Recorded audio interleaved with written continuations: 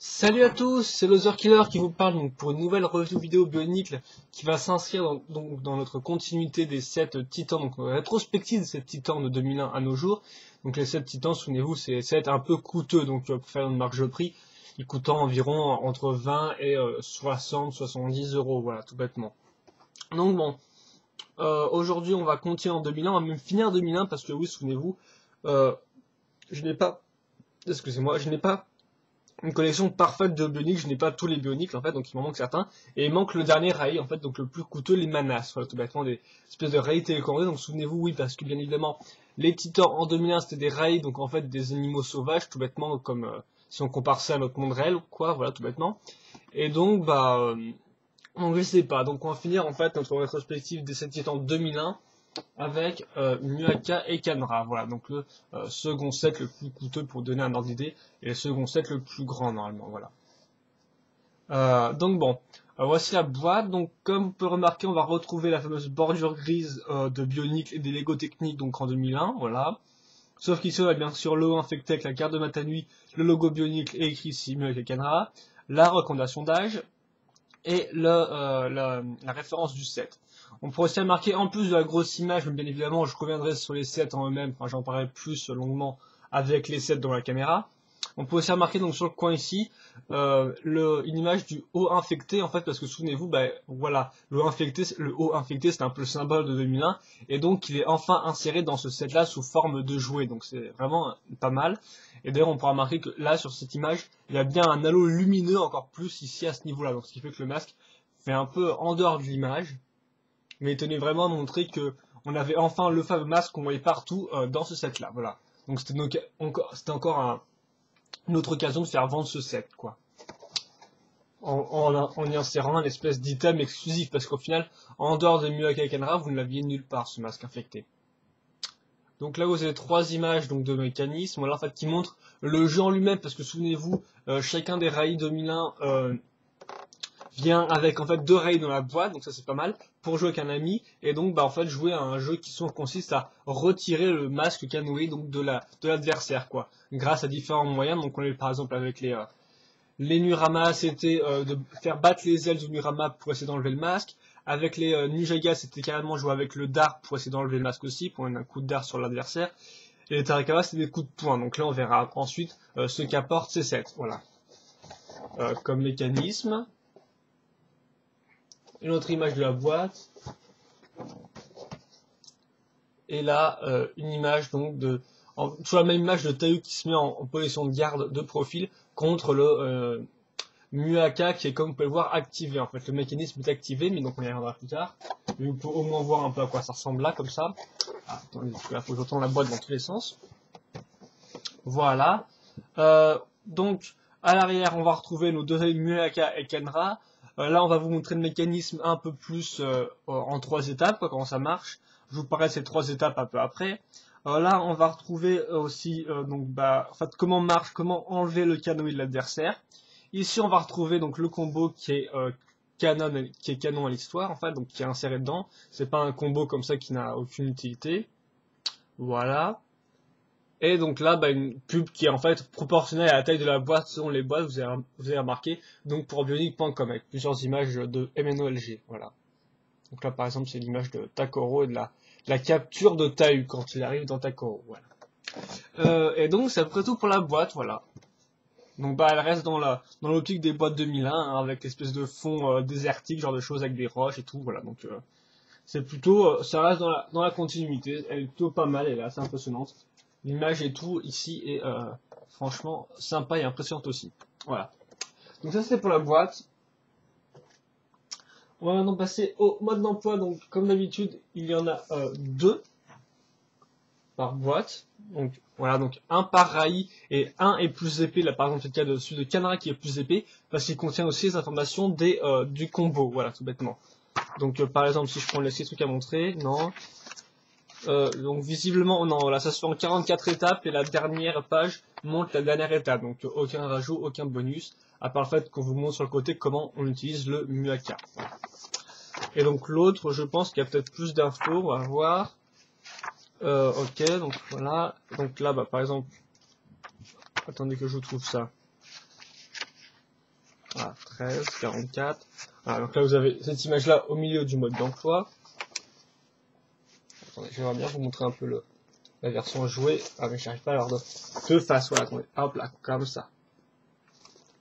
Hop là.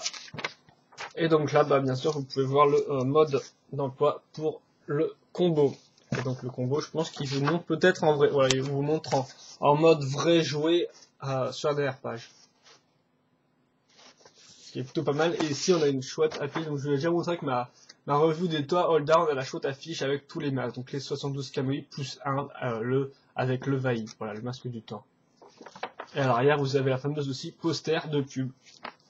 Avec qui représente tous les sets sortis en 2001. Donc c'est vrai que si on compare effectivement ça au Slicer ou Robo Riders, il y avait quand même une pelletée de sets. Hein. Là, on avait des petits, des moyens et des gros au niveau des sets. Donc en fait, comme une gamme système toute bête, quoi. Ou les autres gammes techniques de l'époque. Donc j'ai déjà parlé du poster, donc voilà, donc je vais pas trop non plus vous en reparler.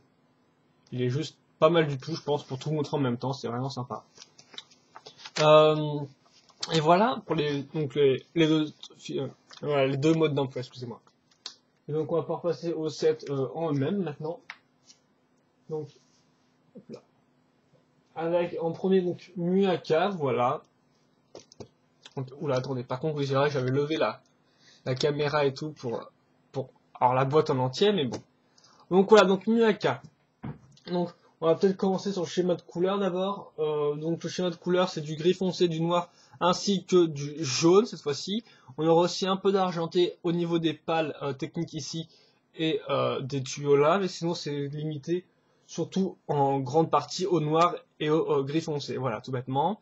Ensuite, donc les parties bioniques qu'on va retrouver, parce que souvenez-vous, souvent ces rails sont beaucoup plus techniques que bioniques, et donc en fait, bah, au final, les designers ont rajouté quelques pièces bioniques ici et là pour montrer l'appartenance à l'univers. Donc cette fois-ci, donc les pièces un peu exclusives qu'on va retrouver, ça va être tout d'abord bah, les crochets de Gali, hein, donc ça en jaune cette fois-ci. Ils ont déjà été utilisés, vous l'avez vu avec les nuits Jagal, puis les Tarakava, et donc là on les retrouve encore, et je pense d'ailleurs qu'on les retrouvera, il me semble qu'ils sont encore là dans les manas, donc vraiment bien réutilisés, là vous allez en x4 en plus, voilà. Bon après tout ça reste du vieux jaune, donc ce qui fait que maintenant le jaune utilisé par les mockers, c'est surtout du kit orange, voilà, donc le jaune est assez différent, quand même lui il est bien plus jaune, alors que le kit orange, en fait comme son nom l'indique, le nouveau jaune a une petite teinte orange, si vous regardez ça à la lumière, donc voilà. Donc quelles sont les autres pièces aussi qu'on pourra nommer vite fait? Vous avez une tête de Robo Rider au niveau du nez, voilà, donc en noir. La tête n'a rien de spécial. Bien sûr, vous avez le fameux masque infecté, donc le fameux haut infecté, voilà, donc je vais vous montrer. Donc comme vous pouvez voir, en fait, les taches sont symétriques. Non, pas vraiment, en fait. Certaines ont l'air un peu près symétriques, mais ça m'a l'air, en fait, quand même assez différent de deux côtés. Voilà, excusez-moi, mais voilà. Et donc, bah, en fait, la teinte dominante du masque, c'est une espèce de noir, gris très foncé, en fait. Un peu brun aussi, voilà. Avec quelques taches marron. Tout bêtement. L'arrière est un peu noir aussi. Hop là. Voilà. Donc ça, c'est le fameux masque infecté. Donc bien sûr, on ne pouvait pas se rendre à un résultat aussi parfait que sur le poster avec tous les espèces de petits effets de rouille et de trous et tout, mais bon, il est plutôt pas mal, donc voilà, je vous le montre comme ça avec Taï par exemple. Voilà, attendez. Voilà, en plus on voit bien ses yeux là. Voilà, donc avec Taï, comme ça. Mais sinon c'est le même haut que d'habitude, en fait, hein, c'est juste une recolor, donc pas de nouveau moule ni rien. Donc voilà, donc vous en avez deux dessus là, dans le set.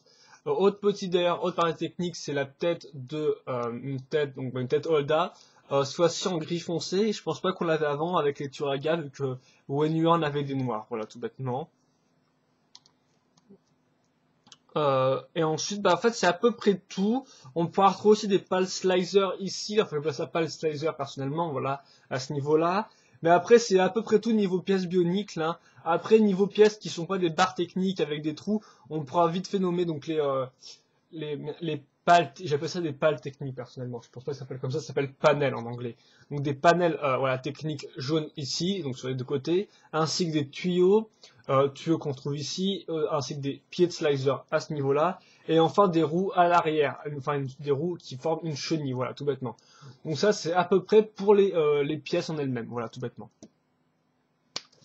Donc maintenant, les pièces et le schéma de couleur est fait. J'ai un peu ou pas la constitution sans tout démonter, bien évidemment, parce que c'est un peu compliqué. Donc je vais vous parler vite fait de comment marche en fait, le mécanisme et les différentes parties. Voilà. Donc tout d'abord, première partie, vous avez la tête. Donc comme vous pouvez le voir, jolie tête, donc faite la forme est avant tout faite grâce à des barres techniques ici et là, voilà, avec le nez qui revient ici. Au niveau des petits détails, on pourra noter les dents, là par exemple, donc une rangée de dents avec des mi-croix, mi-rond gris, voilà, tout bêtement. Les yeux à ce niveau-là, les pales pour cacher un peu le trou. Je vous parlerai peut-être pas trop de tous les mécanismes internes et tout, parce que c'est un peu compliqué, donc au pire, allez voir les instructions sur lego.com. Bien sûr, je vais vous expliquer comment marche le mécanisme, mais attendez-vous pas que je vous parle de toutes les pièces en détail, voilà, tout bêtement. Donc d'abord, vous avez la tête, voilà, donc premier élément. Ensuite, vous avez le cou, là, tout le cou, donc voilà, qu'on va replier, donc la partie du cou, qui est en fait plus ou moins liée à la partie du corps qui est en fait ici, donc avec les deux barres qui repartent ici, voilà, la partie du corps. Vous avez aussi la partie des épaules à ce niveau-là, donc qui est attachée plus ou moins bien, donc je vous montre un peu de derrière. Ça, j'ai pas fait de turnaround du set, mais bon, je vous en ferai un à la fin.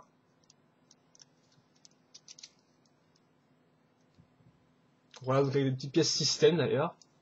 Donc voilà, donc les épaules avec ces pièces-là pour donner un peu une espèce de forme ronde, hein, parce que bien sûr sinon, comme vous pouvez remarquer ici, en fait, c'est une simple pièce comme ça, voilà, enfin même c'est deux pièces rattachées, donc deux pièces comme ça rattachées, donc ce qui fait qu'elles sont assez droites à la base. Là, grâce aux pales techniques, on pourra donner une forme un peu plus ronde. Donc la tête, le cou, les épaules, le reste du corps, et donc les chenilles au bout, donc ça c'est un peu sympathique, en fait à la place de mettre des jambes, ils ont mis des chenilles. Donc je pense que c'est peut-être un peu pour pas trop se compliquer la tâche, essayer de faire des jambes, et aussi peut-être pour essayer de faire un peu plus original. Et je trouve que c'est pas plus mal au final, parce que si ça avait été des jambes, au final ça aurait été peut-être un peu trop proche du... au final ça s'inspire tout d'un espèce de tigre lion taureau quoi, enfin plus le canara c'est plus un taureau, le muaca c'est peut-être plus un tigre, voilà. Donc ça s'inspire un peu de ces animaux, donc ça aurait peut-être été trop proche en fait, ils avaient mis des jambes, voilà. Donc ils ont mis des roues et c'est pas plus mal je trouve, voilà, donc ça donne un aspect un peu plus original et un peu plus spécial, un peu plus mécanique ou bionique, voilà. Donc la roue est articulée d'ailleurs à ce niveau-là, elle peut tourner un peu en loose, hein. C'est-à-dire que si vous mettez ça comme ça va pas rester droit, bien évidemment vu le poids, mais ça vous permettra de le faire bien rouler ça. Et donc bien sûr ça roule grâce à trois petites roues dentées, voilà. Forme triangulaire. Je vous montre vite fait, la construction peut être intéressante pour ceux qui veulent reconstruire ça pour leur mock, hein, parce que souvent faire un système à chenilles c'est pas super facile. Enfin moi vu que j'ai pas trop l'habitude, j'ai eu un peu de mal, donc je m'inspire pas mal des tanks faits par Lego, mais bon au pire vous allez voir le mode d'emploi. Donc voilà pour le corps en lui-même dans toute sa longueur. Donc comment ça se passe? Je vais tenir en fait mon muaka comme ça tout bêtement. Donc, comme vous pouvez le voir, mon pouce appuyé au niveau du dos, donc la partie du corps. L'autre partie ici, donc ça bien sûr ça va faire office de gâchette, parce que enfin gâchette, levier, mécanisme, vous m'avez compris. C'est juste que le système va activer un autre système tout bêtement. Donc le système va activer un mécanisme. Donc là en fait tout bêtement, regardez bien, donc je vais vous montrer. J'appuie. Voilà. Donc vous avez vu, maintenant je vais vous montrer un peu plus au ralenti. Donc j'appuie, donc qu'est-ce qui se passe? J'appuie, donc je fais une espèce de flexion en fait, donc j'appuie comme vous pouvez remarquer ici, voilà, donc j'enfonce mon doigt là-dedans, et enfin là-dedans, sur le truc. En même temps, au final, le cou va commencer à s'allonger, hein, voilà, donc le cou est rattaché bien évidemment à ces deux parties, donc à cette barre technique du dos, à cette barre-là un peu du ventre, si je peux dire ça comme ça. Donc ça va commencer à étendre le cou. En même temps, vous remarquerez que la tête, elle, la bouche commence à s'ouvrir au fur et à mesure. Voilà. Là, j'arrive au maximum, comme vous pouvez le remarquer, je ne peux plus appuyer. Ce qui fait qu'en fait, maintenant, je risque plus qu'à appuyer une dernière fois. Ça referme la bouche. Et ensuite, je lâche et la tête revient en position initiale. Donc, je vous le remonte vite fait encore une fois de plus, mais bon, je pense que vous avez compris, hein. J'appuie, ce qui fait que ça active le mécanisme du cou qui va s'allonger. En même temps, vu que le mécanisme du cou est rattaché, comme vous pouvez le remarquer ici, à cette pièce-là elle-même rattachée à la mâchoire du bas, et à la mâchoire du haut aussi plus ou moins, enfin tout est plus ou moins lié. Ce qui fait qu'en fait la bouche va s'ouvrir en même temps que le cou s'allonge. Hop là, j'arrive à la position finale, comme vous pouvez remarquer à ce niveau-là, voilà, je peux pas l'appuyer. La tête est ouverte au maximum, ce qui fait qu'ensuite je n'ai plus qu'en fait qu'à soit je peux la relâcher la bouche, mais en fait vaut mieux pour le jeu en fait rappuyer un dernier coup, voilà, donc appuyer voilà fortement, et pour que la bouche se referme, et ensuite je n'ai plus qu'à relâcher et ça revient en position initiale grâce aux élastiques. Les élastiques sont positionnés à ce niveau-là, voilà, donc deux sur les deux côtés, à ce niveau-là aussi pour la mâchoire et à ce niveau-là donc aussi pour la bouche, tout bêtement. Voilà à peu près le mécanisme et comment ça marche. Donc je pense que vous avez compris, ça marche très simplement. Après vite fait, pour vous parler des... Non, je vais peut-être faire ça un peu après. Maintenant je vais raccrocher les bras aussi en même. Voilà. Pour vous parler un peu de la... continuer à vous parler un peu du set en lui-même, après le mécanisme. Mince. Voilà. Donc les bras au final s'accrochent. En fait, comme vous avez pu voir, mince, je vais peut-être pas vous montrer à la caméra, mais comme ça. Voilà. Donc grâce en fait à la fente que vous pouvez voir ici, donc là j'ai activé en fait une autre pièce, donc qui est la même que celle-ci, mais dans l'autre sens, ce qui fait qu'elle va s'enclencher dedans. Voilà, tout bêtement, comme ça. Et hop là, donc là, grâce à cette pièce-là, ça va retenir le bras. Donc ça, c'est un des principes fondamentaux du petit jeu avec ce set-là. D'ailleurs, j'ai pas noté, mais il y avait aussi une palle noire à ce niveau-là, voilà, tout bêtement. Donc les bras sont assez faciles, sont assez simples, hein. Des barres techniques à trous pour faire, pour pouvoir attacher l'hydrogriffe. Excusez-moi. Et on notera la présence de tuyaux pour une forme un peu plus arrondie au tout, parce que bien évidemment, sinon, on a juste une forme en angle. Voilà, et deux bras sont bien évidemment symétriques. Donc je vais peut-être vous faire un petit... non, quoi que non, je vais peut-être vous parler des mécanismes. Ouais, donc, oui, bah les articulations, au final, enfin, les articulations, on n'a pas tellement que ça, vous avez remarqué. Il y a juste le mécanisme, les bras ne bougent pas. Et donc je voulais juste vous montrer en fait la roue qui peut tourner. Donc il faut quand même assez appuyer, donc grâce à cette partie-là, vous appuyez quand même, et là vous arrivez à faire tourner la roue, voilà. Donc elle tourne plutôt bien, regardez, j'arrive même à, sans vouloir faire monter mon rail n'importe comment, je peux la faire rouler droite, hein. Mais bon, faut quand même un peu appuyer, je pense, là ça va. Pour pas que la roue fasse par exemple ce bloc comme ça, quoi. Mais sinon ça marche bien, donc vous pouvez faire rouler votre rail, il n'y a pas de problème, hein. Parce que souvent des fois, avec certaines chenilles en Lego System, c'est pas la joie pour les faire tourner, elles se bloquent un peu, enfin c'est un peu... elles sont un peu tordues dans l'emballage en fait, donc ce qui fait que des fois elles sont un peu dures à utiliser. Des fois elles font pas vraiment, mais elles marchent bien, voilà. Et donc tout bêtement maintenant pour un petit turnaround comme ça. Donc excusez-moi si ça part comme ça, voilà, c'est juste ça part un peu tout seul. Quand je le lève, du fait du pivot, donc il y a un pivot au niveau de la roue, ça je vous l'ai montré, hein, mais bon voilà, c'est pas un mode d'articulation qui est pas vraiment articulé quoi. Comparé peut-être au Nurama qui avait des bras des quelques ball joints ici et là, quoi, des espèces de connecteurs pour accrocher des bras holders. Donc voilà pour le Muaka, hein, donc ça je pense que vous avez compris à quoi, maintenant comment peut ça marcher. Et maintenant pour le canard, voilà tout bêtement, donc le canard en fait, souvenez-vous j'ai dit qu'on a deux rails, mais bon ils sont souvent très identiques, par exemple dans le cas des Nujaga, c'est étant des clones. Là par contre on peut quand même dire qu'il y a eu beaucoup de différences faites entre le Muaka et le Camara, enfin des différences sont quand même bien visibles, et donc on peut remercier Lego pour ça.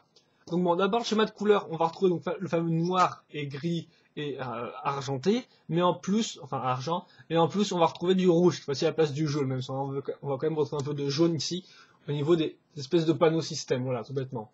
Donc bon, ensuite, excusez-moi, je reviens un peu.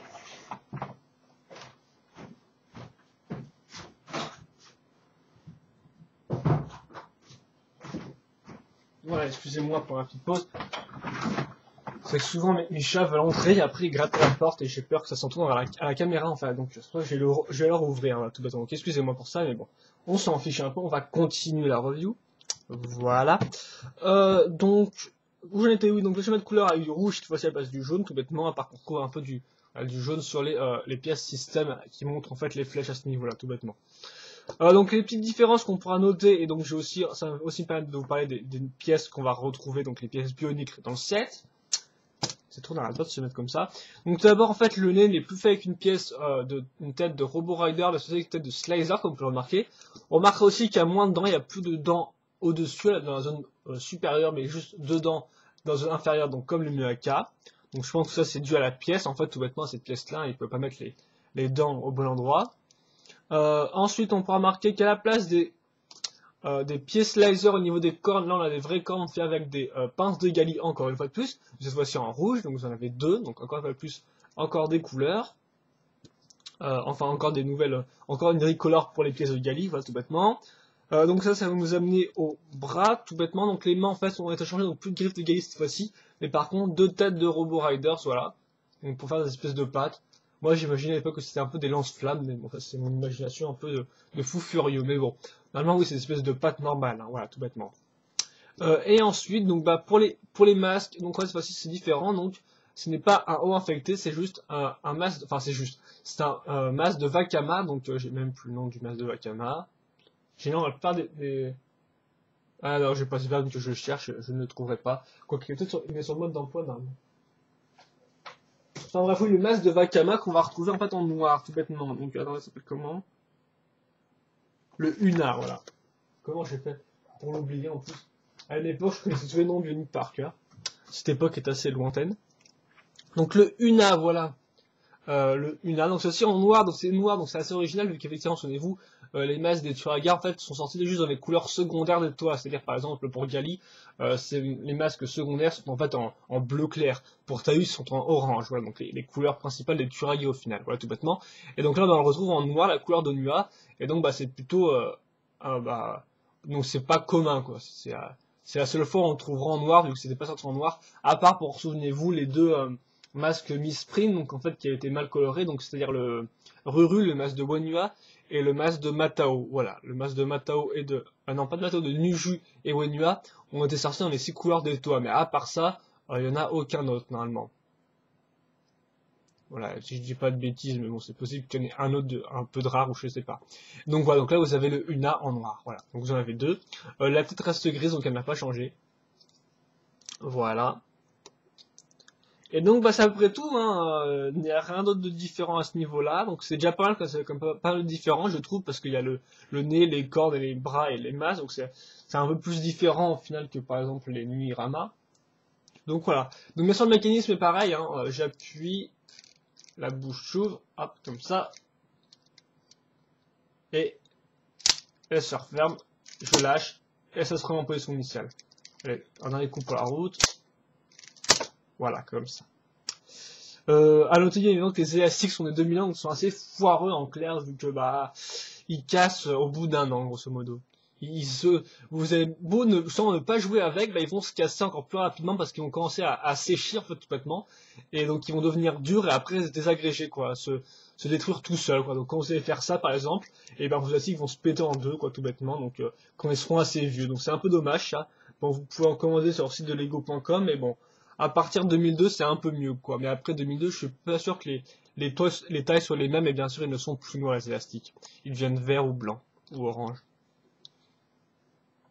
Voilà, donc vous avez vu ça, donc je vais peut-être vous faire un petit turnaround pour tous ceux qui voudraient quand même un peu mieux voir le Canra.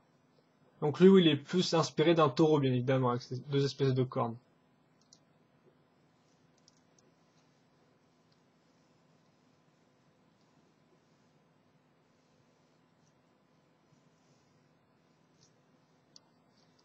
Mais sinon, il est pareil, donc maintenant, je pense que j'ai... Voilà. Donc j'espère que vous l'avez bien vu, voilà. Du 3 quarts. Mais cette roue qui n'arrête pas sur monter, c'est un peu énervant, vu de 3 quarts ici. Vu de 3 quarts là, voilà. Donc maintenant j'ai un peu vous montrer comment on joue donc, au jeu tout bêtement. Donc je vais mettre lui ici, donc je suis pas sûr que il soit bien casé. Peut-être essayer de mettre en avant le fait qu'il y a le bras, voilà. Donc tout bêtement, vous voyez le masque qui est là, donc je vais prendre Muaka. Alors c'est bien parce que ce sont des noms spéciaux en fait, c'est deux espèces de rails différentes, hein. C'est pas deux Nujaga ou deux Nurama, c'est un Muaka et un Kanara, donc c'est un petit détail sympathique. Donc tout bêtement, bah, en fait, je vais prendre avec ma bouche, donc là elle est bien ouverte, et donc tout bêtement, bah, je vais mettre comme ça, agripper le masque et le tirer. Voilà, donc, je tire. Donc bien sûr ça marche pas, j'ai le droit à d'autres chances, hein, voilà, tout bêtement. Voilà, comme ça. Et donc bah, le but c'est de faire ça. Et donc bah, après, bien évidemment, le bras va s'enlever, voilà. Et donc quand vous avez enlevé les deux masques, soit les deux bras, eh bien vous avez plus ou moins gagné tout bêtement. Voilà, donc c'est un peu ça le principe du jeu. Bien sûr, là je vous l'ai fait en mode lent pour bien vous expliquer, vous montrer, mais quand vous le jouez avec un ami, bien évidemment, déjà vous n'êtes pas forcément sur le sol quand vous jouez avec. Vous êtes plus par exemple à le tenir un peu en l'air comme ça, quoi. Donc voilà, tout bêtement. Et en plus, en même temps, l'adversaire essaie aussi de vous prendre vos masques, donc faut un peu essayer d'esquiver, vous mettre comme ça, voilà, tout bêtement, et essayer de contrer ses coups. Des fois, vous mordez la tronche, vous mordez le cou, voilà, tout bêtement. Des fois, vous prenez en même temps le masque. Ouais, par exemple, là, si je fais ça, je me prends carrément en même temps le masque l'un et l'autre. Donc voilà. Donc en fait c'est bien plus, ça devient bien plus violent en fait quand on joue avec un ami, hein, bien évidemment. Et c'est quand même assez fun je trouve. Mais c'est effectivement assez violent hein, parce que les coups de mâchoire n'arrêtent pas de s'entrecroiser comme ça. On essaie de prendre le masque de l'autre. Des fois en plus les bras, on enlève le masque mais le bras ne tombe pas. Enfin ça peut être assez marrant. Donc il est franchement fun ce jeu à jouer je trouve. Donc je pense que c'est un des meilleurs. J'ai pas celui des manas. C'est vrai qu'effectivement vu qu'elles sont radiocommandées, ça se trouve il est encore mieux. Mais en tout cas, celui des Muaka et Kanra est franchement pas mal, quoi. Je pense que c'est un des plus efficaces avec les. Bah, en fait, ils sont tous plus ou moins efficaces à part les Murama, je trouve. Mais bon, lui, il est vraiment fun et en plus, il est assez différent parce qu'il joue en deux étapes. Là, vous devez enlever deux masques au final. Même si c'était un peu le cas avec d'autres races, c'est vrai. Mais bon, là, on faut quand même noter que la tête s'ouvre et tout, donc le mécanisme est quand même un peu plus impressionnant, mais évidemment, pour le prix, vous payez le set à l'époque, hein, donc il coûtait entre 40 et 50 euros. Euh, Bien sûr, au prix que vous le payez, vous êtes censé quand même avoir plus de pièces et un mécanisme un peu plus poussé, voilà. Et donc des rails forcément plus grands et plus complexes à construire. Et bien donc, voilà, je pense que c'est à peu près tout pour ça, je vous ai montré le mécanisme, hein. Après, il n'y a pas grand chose à montrer d'autre, hein. Par contre, je me dis que je vais peut-être rajouter un livre en fait, parce que un livre à ma pile. Pour essayer de vous les montrer un peu mieux, parce que c'est vrai que. Ah mince, on voit un coin là. Deux, trois quarts, et c'est une roue qui n'arrête pas de remonter. Enfin, c'est pas vraiment un problème les roues là, c'est juste quand je le pose et tout, à chaque fois là il fait comme ça, mais bon, quand on joue avec, normalement il n'y a pas de. Ah, je vais peut-être essayer de vous le mettre un peu de face. Pour ma revue anglaise, c'est vrai que je l'avais pas mis de face, mais bon, j'ai mis trois quarts, mais voilà, peut-être que.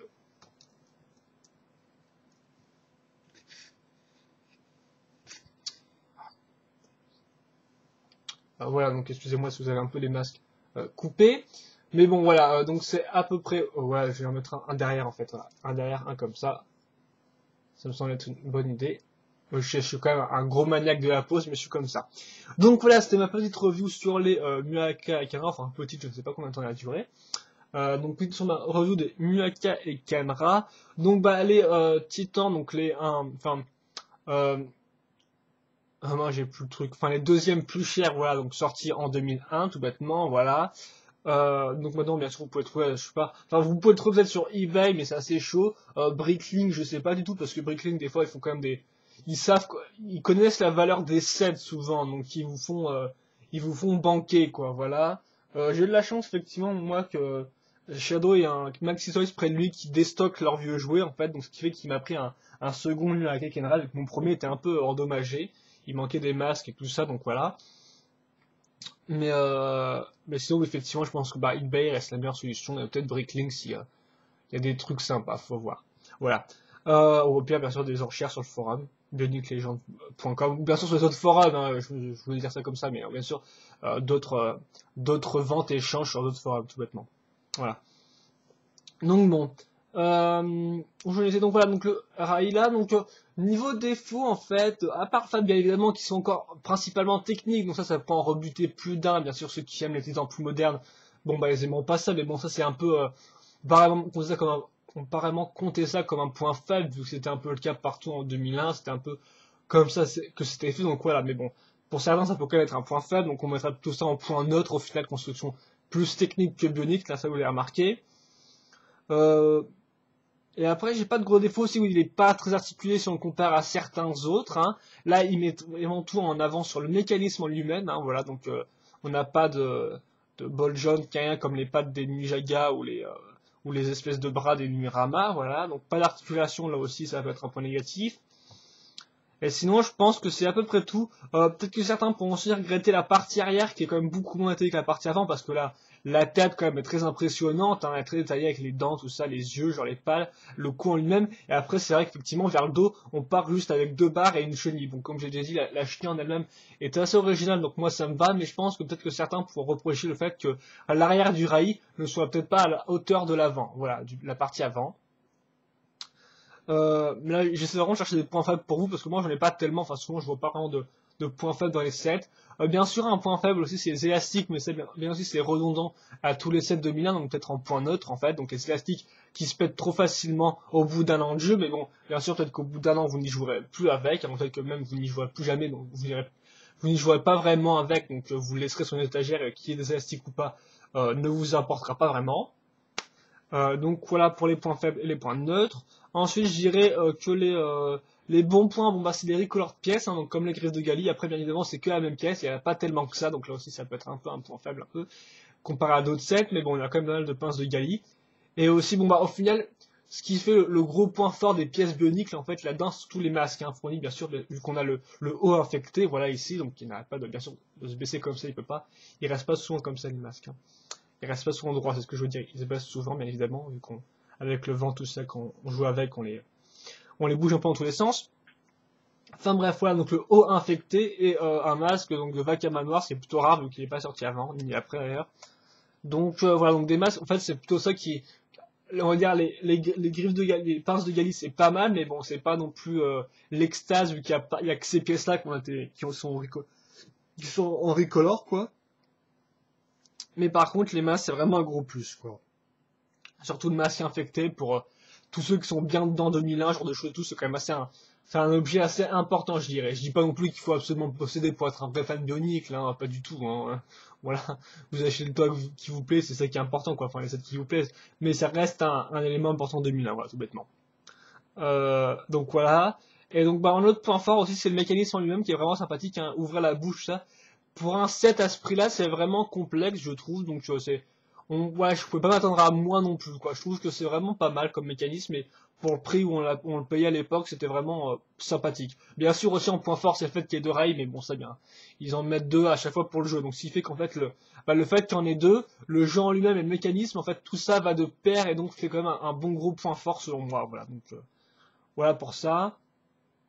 Et aussi le fait qu'ils sont quand même un peu plus différents que les autres, parce que c'est vrai qu'effectivement, je pense que j'ai pas trop les manas en tête, mais il me semble que quand même à la base, les manas c'est surtout deux grosses batteries en fait, enfin deux grosses batteries et radio et aussi point de pour la télécommande, enfin point de contrôle pour la télécommande, avec quelques pièces techniques rajoutées dessus en fait. Voilà, donc bon, euh, enfin j'ai pas les instructions non plus, mais bon, je pense que ça doit dans mes souvenirs, ça ressemble à peu près à ça. D'ailleurs, je pense que si je regarde derrière le mode d'emploi, oui, oui, on a une espèce de grosse base avec le récepteur de la télécommande. Voilà, donc la grosse base grise. Vous avez deux espèces de bras rajoutés pour donner des coups de poing sûrement et des roues.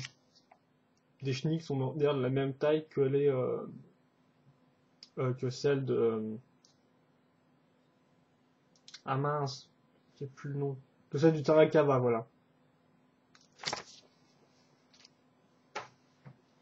Donc voilà, donc juste ça comme ça, enfin bref, ils ont l'air de donner des coups de poing aussi et de rouer, donc ils ont l'air plutôt pas mal aussi, mais bon, voilà. Le mécanisme qui se fait juste avec des élastiques et des barres est vraiment sympathique, en plus quand il ouvre la mâchoire c'est quand même assez terrifiant, enfin, pour un jouet, voilà, je veux dire, ça comme ça, c'est bien sûr pas terrifiant, ça fait pas vraiment peur, mais voilà, vous voyez ce que je veux dire. Donc voilà, donc des bons mécanismes, donc au final j'ai quand même un bon, euh, un bon gros point, je note pas les 7 ni rien et tout, mais bon, voilà, il est franchement pas mal, bon, il a quand même quelques défauts qui sont assez, qui reviennent mal en 2001, je trouve, et tout, mais bon, voilà.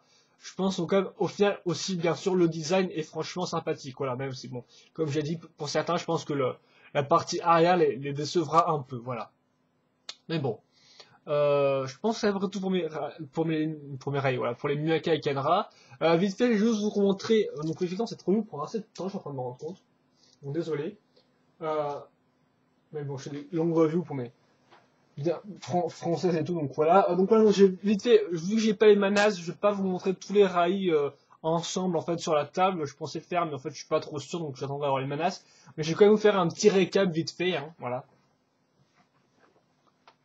Donc, excusez-moi, les rails sont juste à côté, hein, ils sont juste sur mon étagère qui est à côté de mon bureau, donc ce sera facile. Donc en premier, les Murama, voilà. Donc les Murama, en fait, donc des rails volants, souvenez-vous, voilà, tout bêtement. Donc eux, leur mécanisme, c'est de faire comme ça. Donc un système de levier qui lance, enfin qui fait tirer les ailes, voilà. Donc pour bien sûr détruire les yeux faits en forme de masque de Wenua.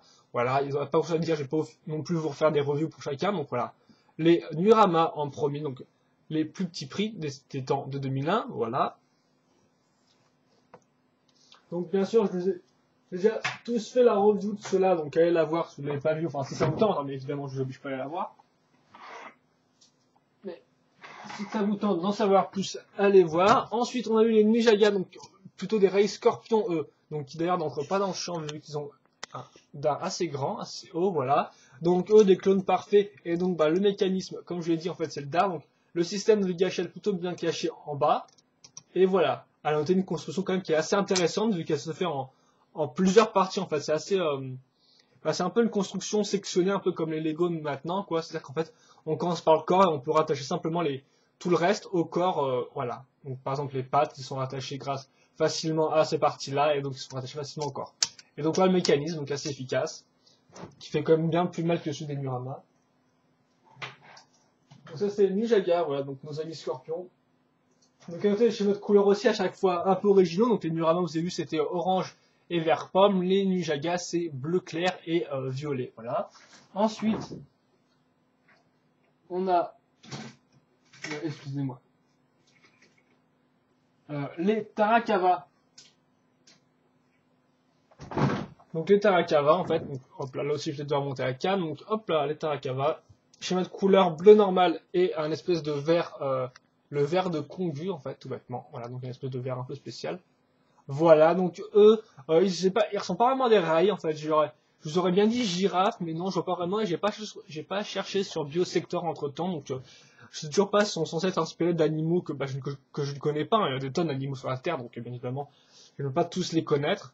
Mais donc ils me rappellent rien, donc bah, ce qui fait aussi qu'ils sont assez originaux, qui fait leur charme, quoi, c'est qu'ils sont assez spéciaux, un peu boxeurs, voilà. Donc bien sûr, le mécanisme en fait, c'est le point que vous activez à l'arrière. Et donc les deux bras sont indépendants. Donc par exemple, vous pouvez soit activer celui-là, soit celui-là, en changeant tout bêtement de levier. Voilà. Donc ça c'était le mécanisme des Tarakava. Donc voilà, donc plutôt original cela, avec leur chenille aussi. Donc ça c'est pas mal vu que ça fait un espèce de lien logique entre les Muaka, les Kanra, les Tarakava et aussi les Manas qui ont des chenilles. Donc en fait, c'est plutôt pas mal. Et donc bah, justement pour finir, hein, bah, là, ceux que j'ai fait cette revue là, c'est-à-dire Muaka et Canara, donc un schéma de couleur jaune et rouge. Et donc voilà. Donc je vais pas faire un petit. Je préfère peut-être attendre d'avoir les manas pour vous faire un joli petit plan de groupe en fait, voilà. Bien sûr, s'ils seront encore montés d'ici là, mais bon, ils n'ont pas beaucoup de pièces importantes pour faire des mocks un peu récents, quoi. Enfin, quoi, ils ont des couleurs sympathiques tout de même, par exemple là, les griffes rouges. Mais voilà, donc c'était un peu fait ma rétrospective donc de cette Titan 2001 à 2010. Donc on a fait 2001. Ensuite, on va bien sûr attaquer 2002. Donc on verra un peu de quoi il en retourne. Qu'est-ce que nous a prévu Lego? Est-ce qu'on va encore avoir des rails ou autre chose? Enfin bref, on verra bien. Et donc voilà, donc j'espère que vous avez apprécié. Donc grosso modo, je dirais que la Wave 1 est quand même assez spéciale, hein, vu que bah c'est très technique et tout, mais bon, je pense que ça plaira à certains qui veulent par exemple avoir des rails, vu que les rails au final on n'a pas eu tellement, enfin ça dépend enfin, on va dire on est de façon partielle quoi, mais bon voilà. Par exemple, je veux dire, en 2008 et 2009 au final on a eu des véhicules, alors par exemple on a pu avoir des rails volants pour 2008, mais on a eu des véhicules, vous voyez le genre en fait, voilà, donc c'est un peu ce que je veux dire. Donc voilà, donc des rails surtout assez nostalgiques, qui plairont peut-être pas aux plus jeunes générations, qui sont surtout très techniques et pas très articulés, mais la plupart ont quand même des mécanismes sympas, ont des schémas de couleurs assez rafraîchissants, et ils apportent aussi des canons, donc ça c'était bien sûr l'aspect collection de l'époque, hein, qui était assez originaux, voilà. Donc je pense que c'est tout, et moi je vous dis à la prochaine, donc voilà, pour la rétrospective de cette Titan en 2002. Allez, à plus.